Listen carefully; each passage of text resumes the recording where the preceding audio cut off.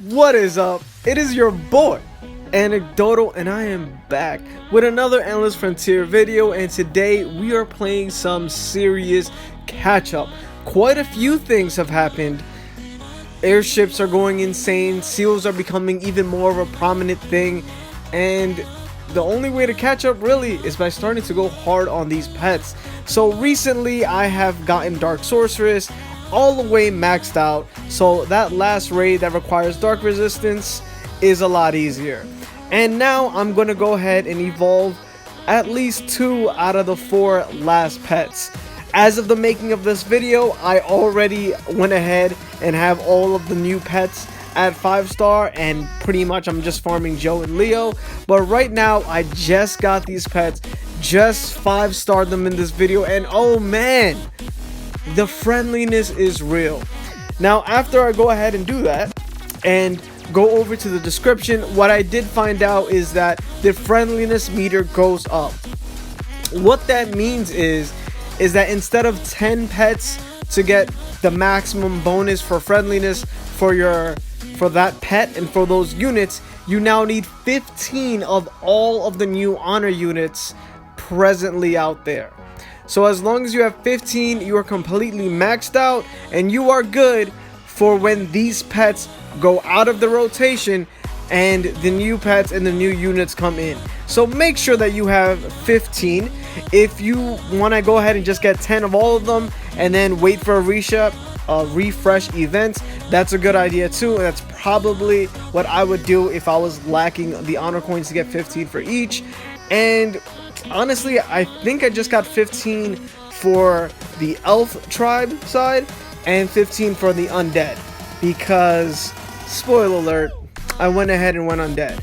There's been a whole lot of comments asking me, Anecdotal, is the undead now the truth? Is that the new meta? Is that what everyone is supposed to be using?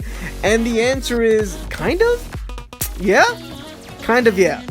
A lot of it is because of the units, and some of the things are being misconstrued and people think it is because of seals. Now it is partially because of seals, but we will get into that just right after this video. On the next video I will talk about how I make the transition over to the new undead meta and why I'm doing that, right? Because there are some people that are in the top that have not switched, and they're still going strong, and I'll talk about why that is too. So if you're questioning on whether or not to switch out, chances are you should stay exactly where you're at. You're probably either too early to switch or something like that, because if you don't know why you're making that switch, you shouldn't do it. Things are pretty simple in the early game and mid game. Nothing has changed. In the end game, for the most part, nothing has changed until you get to like the later end game. So right now I'm just looking at it. I have way more friendliness, and with the friendliness that I do have, I can now get more things. And let me tell you something, those 2 extra tickets a day does keep the doctor away, people. We are destroying Outland Battle. I've gotten further than I've ever gotten before, but I did not, however, finish Outland Battle. I'll probably make a video where I just go straight all the tickets I have, trying to finish Outland Battle, at least in normal mode. Hard mode, that is ridiculous. And here I'm gonna go ahead and get these pet selectors. Back in the day, whenever I recorded this video, they gave you a selection process, and you got to pick who you wanted. Obviously the people I'm gonna pick are Heimdall and Odin, those two, because those two give you artifact levels, and that's what makes them meta. If you're wondering what makes a pet great, it is if they let you have a unit's activation skill that is needed, like 5 times speed or skipping, activate from the time shop, or if something crazy like artifact levels are in there, because that is what the meta is. The meta is artifact levels. So every time you get to level up those artifacts, and I know some of you are really behind on artifacts, level them up. Just 4, just the ones that you really need, and do them one at a time. Do not spread out your resources. You only need 4 maxed out artifacts. Everything else could be at a regular max at 20. But the 4 that really matter, that increase your attack, that give you a unit, like less cost to upgrade your unit, lowers the quest gold open thing, and gives you higher quest gold acquisition, all those things, the unit decrease, you need those 4 things. And as long as you have those things, you're golden. Here, see, this is one of the reasons why switching to undead was kind of crazy. I went straight for the orc team when it came to Greek pets. So the Greek pets that I'm about to have all at 5-star, well, I say about, but I just about have them at 4-star, going to 5-star. But those pets and the artifacts that I'm gonna get when I get those pets to 5-star are all gonna be orc. You see this Ares? You see this Hephaestus? They're all 4-star. After I get them to 5-star, I'm going to get an artifact set that does not correspond to the endgame team that I had in mind pre-update. So the things I'm farming right now are going to be both the undead set, because I decided to switch to undead, and then also the fairy set or the elf set. So here you go. I'm getting purple, a pet named purple. There's also a pet named black, and I think there's also one called red. I'm not sure, but unless you have dark sorceress, you can go ahead and go for purple, because Jindo and purple, they're all the same. They're just metal buff pets. They're unfarmable, so you might as well get them. The only place you can get them is the secret shop, but you shouldn't be wasting your units on them. You should be using your units to get the Greek pets over there, or the, what are those called, or the guardian pets. There's no reason to be farming, you know, purple. No one cares about purple. So definitely go for any of the sorceresses. If dark sorceress shows up, get dark sorceress. They all have a nice metal buff. They all give you a resistance that you will need for raids, either immediately or in the future when you start becoming super pro and the damage is all on you. When your guild is going to be looking to you to take out the big bosses, the final bosses, or at the very least in the beginning to take out the first 2 bosses so their attacks aren't wasted. So here you go again. I'd pick any of the sorcerers, whoever I'm closer to getting to the next star, and whoever or whichever raid I'm on, so I could do more damage. But since I already have them maxed out and I don't have purple yet, I'm doing that. Now, on the other hand, if you want just more resistance, you can do that. See these little pigeon looking ones, that one that was green, those could always only be found for every single tribe doing this mode, doing the special mission where you're getting materials for them. So if you see that in the shop, feel free to buy that during doing the airship mode.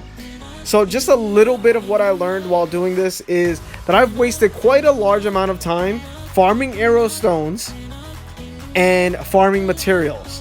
Why? Because there are no seals there. The amount of drops, or the drop rate for seals on those stages, on the special mode, they're bad. They're really low. You're basically never gonna go there unless you're farming specific seals that are, let's say, at the E's.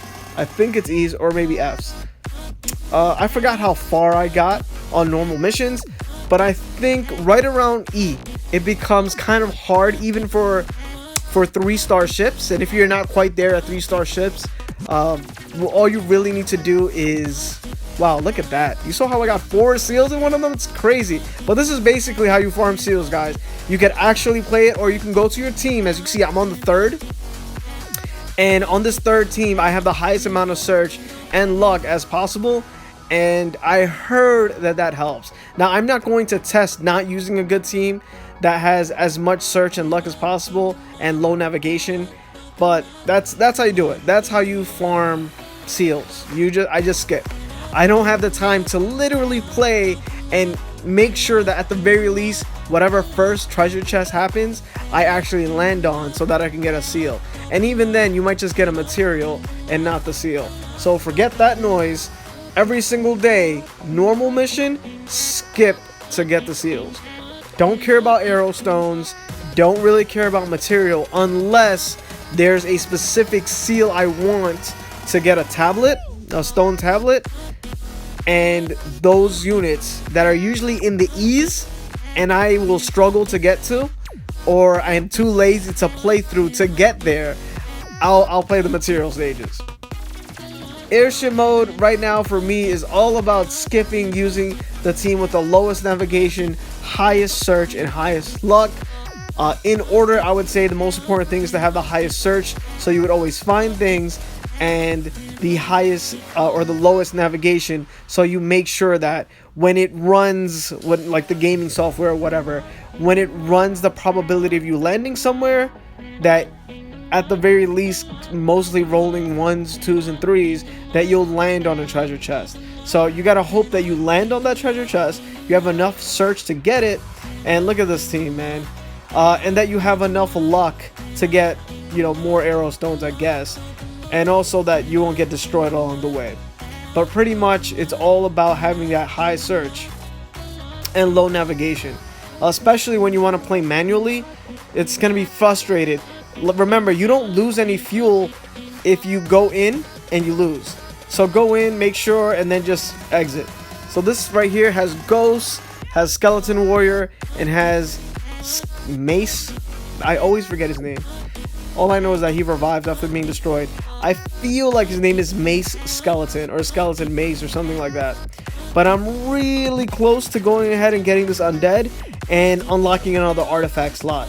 And like I said, the meta is definitely now supremely on friendliness and artifacts. So if you can increase that, you're good.